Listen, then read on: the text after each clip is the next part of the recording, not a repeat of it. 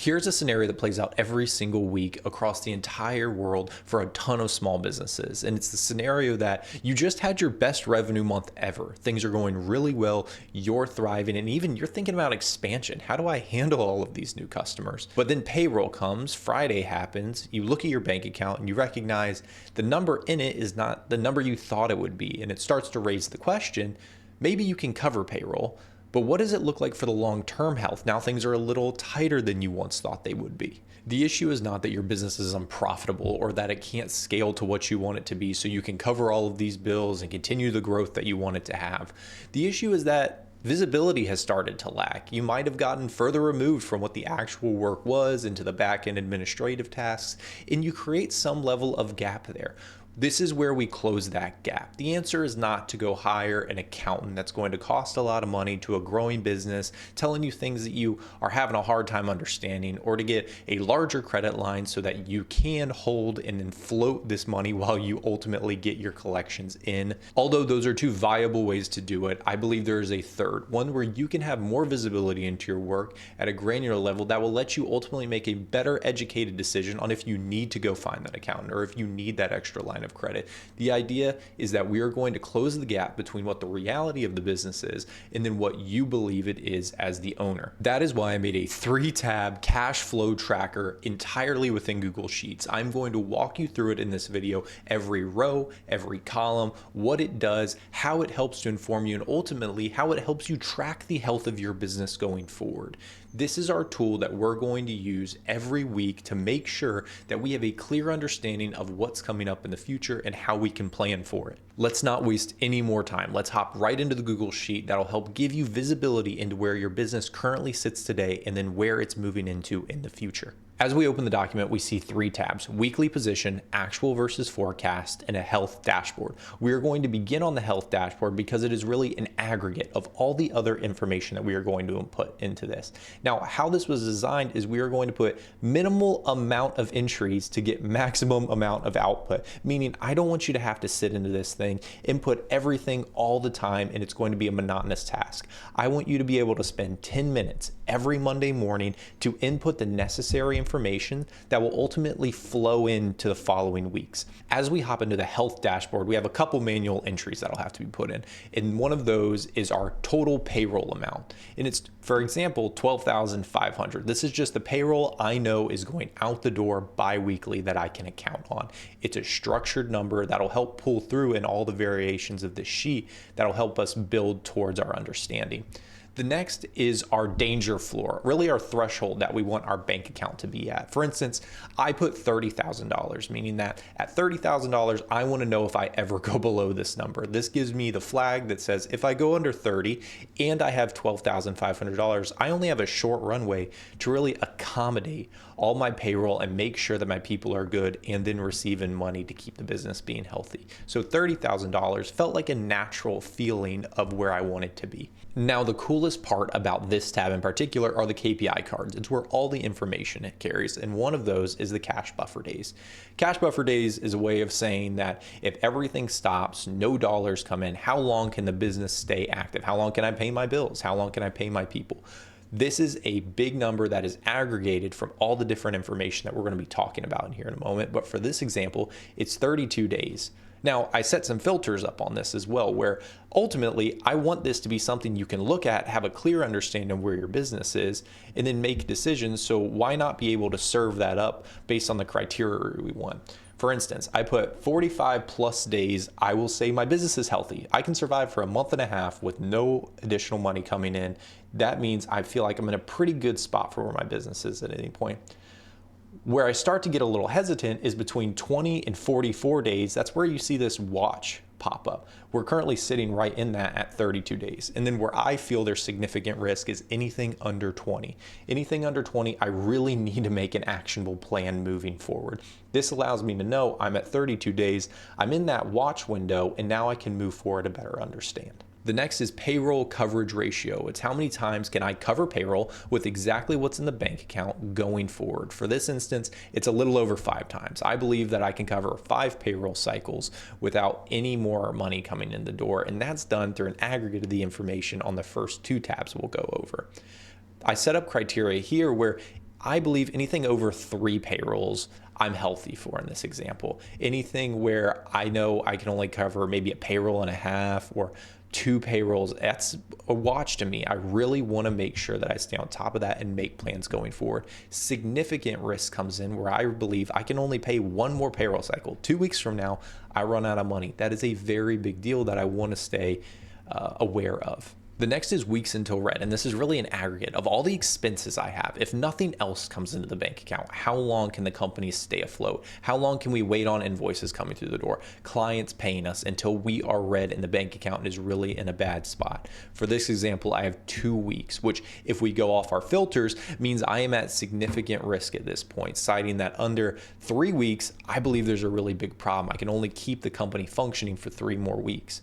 Watch is when it comes to 3 to 5 weeks. I know I have a month runway. I really want to make sure I'm on top of getting some of these bills in the door. And then healthy thinks I have a month and a half of time that I can run the business without any additional funds coming through the door. And it's really about setting up this health card to where it pulls in all the aggregate information from the first 2 tabs in a way that you can look at and have a pretty good understanding of where you are so that you can immediately address them. Because ultimately, once you come in Monday morning, seeing this information so that you can make an action plan for the rest of the week. This will help you drive what your priorities are if you know exactly where your company stands. Now, seeing where all of our outputs go, let's talk about our inputs, and we're going to go into the weekly positions tab. This is truly the engine behind this entire sheet. This is where most of the manual inputs are going to happen because you're going to have to customize it to your own individual business. However, I've also designed it to where it flows as time goes on, meaning those values you put in will carry over week if they need to, but it also has the flexibility to augment them because as we know, the business is going to change. Your expenses may increase or decrease, or the money you bring in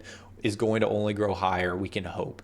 We want to be flexible on that. So let's talk about some of the categories within this tab. And we'll start with the opening cash balance. This is where every Monday morning you need to come in and put what your balance is within your accounts. This gives a good foundation of what's actually going to be taken from for the rest of this sheet. Then we talk about cash in. Customer collections are the bills that your customers have paid for the services you have given them. You can think of recurring or retainer payments if you have a maintenance contract, something that just doesn't change based on the effort that you put in. On some weeks, you could spend 10 hours doing it. On some weeks, you could spend 40 hours doing it. However, that $4,200 always comes in and it can be relied upon.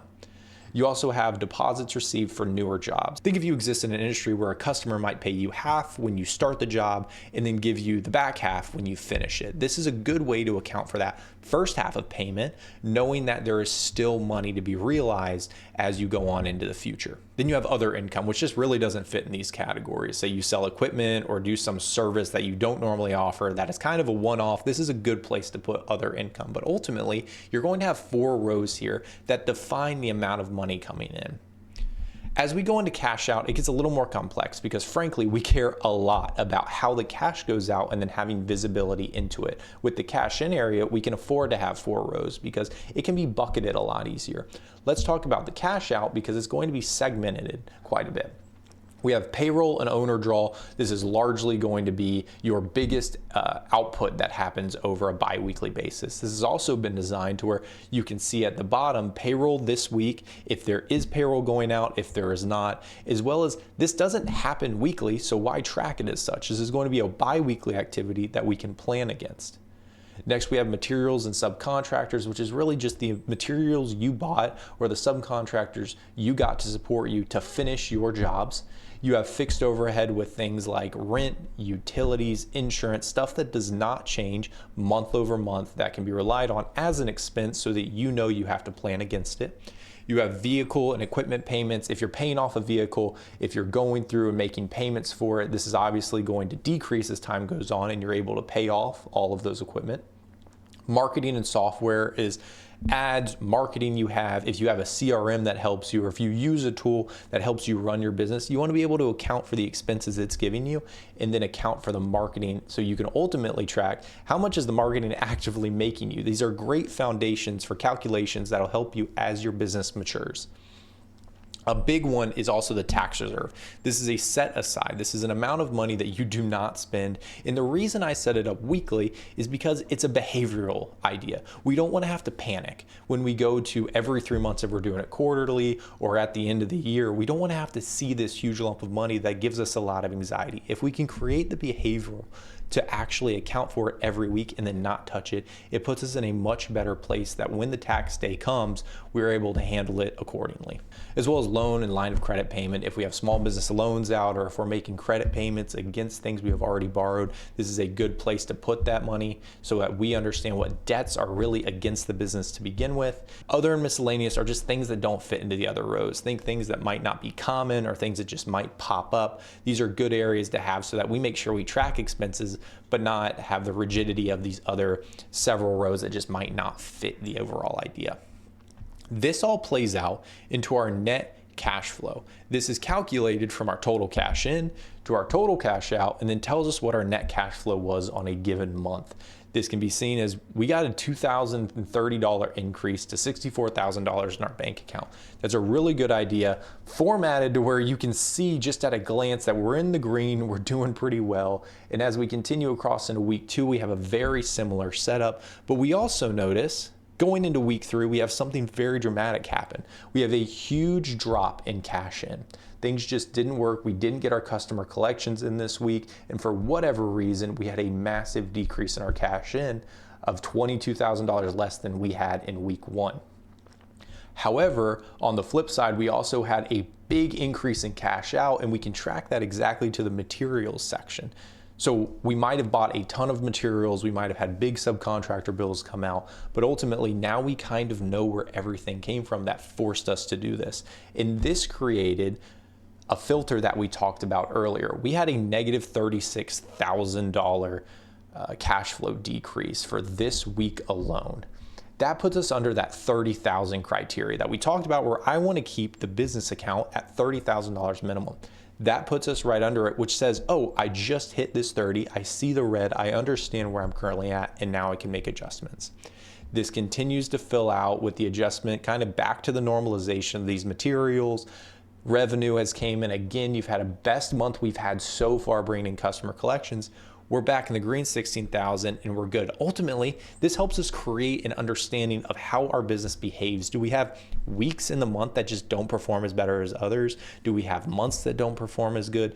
As you do this and as you create a great backlog, if you continue this for a year, you will have a really good understanding at where maybe the pitfalls of your company are during a seasonality perspective, or where you're able to thrive and continue to grow. Now, going from this tab where we have all of these deep numbers, we can go into tab number 2, which is our actuals and forecasts. And this is really pulling from a lot of the numbers we just went through. For instance, our total cash in of $39,200, our cash out of $37,000, our net cash flow of that $2,000, and then our closing balance, because we started the week with 62 in our account, we had that positive cash flow of 2,000. Now we're at 64.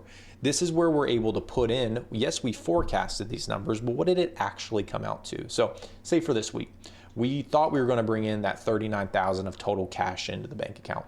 It was actually a great week. We brought in 41,000, which means it's going to automatically calculate and show us the variance of what came in, which was that $1,800 number, meaning that we brought in $1,800 more this week than we predicted that we would. But also, to earn that $1,800 extra, our expenses increased. And let's say we spent $38,000 this month. That's going to show us that we spent more money than we predicted that we would. But we're also able to track it because now we have those numbers on the first tab of where the money actually went during this process. This ultimately builds into the net cash flow, which in this instance would be $3,000, saying that we thought that our net cash flow for the week was going to be $2,030. Actually, it was $3,000, which gives us a $970 difference. It also tells us where we actually finished out the week at. We started with 64 on our forecasting. We actually ended with 65 because we were able to make a little bit more money. And now we ended with $970 additionally in our account that we didn't expect to have. This can continue to work through and will be auto-populated throughout the sheet as you fill in more information continuously, taking from this weekly positions area, filtering right into the actuals and then the forecast, and this will continue to grow naturally as time goes on. This entire sheet is about the idea of providing visibility. We now can understand our actual weekly position that we have, all of the cash coming in, all the cash going out, where it actually leaves us. We then have the ability to look at our actuals and forecasts. Yes, we think we're going to be here by week 6, for example. But were we really? Because now we can track our actuals and understand a good variance of where things went along throughout. This gives us that visibility. If we think about that US bank citation, we want to stay away from that number. I think a lot of those folks got stuck in the analysis paralysis of these are a lot of numbers. It's hard to understand how bank account statements work. People are often getting over their head because they're trying to keep the business afloat. Their main metric on if they're successful or not is if people keep asking for their services, when the truth is that is good and you need it to continue. But the health of the company is determined by so many other things, most of them administrative, that people just aren't as comfortable with. I believe with tools like this, you now can have a leg up. You at least can have a better understanding at how to keep your business successful, healthy, and then plan for the future. I'm going to put a blank version of this cash flow tracker in the description below because I think it'll allow you to get a more holistic picture of your finances within your business, and I want you to utilize it knowing that. Now, as we saw with everything we just did, it isn't a super time-consuming process. I want you to be able to wake up on Monday morning, put in your actuals from your account so that you have that strong structure, put in the information you know over the next few weeks about your business, whether it's the cash in or the cash out, so that you can ultimately understand the forecast, because then you build into that forecast in and actuals, spend 5 minutes making sure that all the actuals line up to what actually came out that week so that you can understand the variance of what you predicted and what actually came true so that you can tweak that as time goes on to have a better understanding of your business. And then that third tab of that health dashboard, you can see things like that cash buffer days or the payroll ratio, so you can understand the health of your business. Because if you understand where you're at Monday morning, it gives you some time to figure out all the problems that come throughout the week. So giving you the ability to see these things openly, have a plan for them, and then have the confidence to know where your business exactly stands from a financial perspective is wildly important. This does not replace an accountant, does not replace all the information that can come with that. My goal is just peel back one more layer of these finances related to your business. Let's give you a chance to understand exactly what goes into it so that when you do go speak to those folks, you have a clear picture of where your business currently is. If you found this video useful, if you want to see different frameworks, different things you can use to help your business grow, subscribe to the Forging Growth YouTube channel. And until then, I'll see you next time.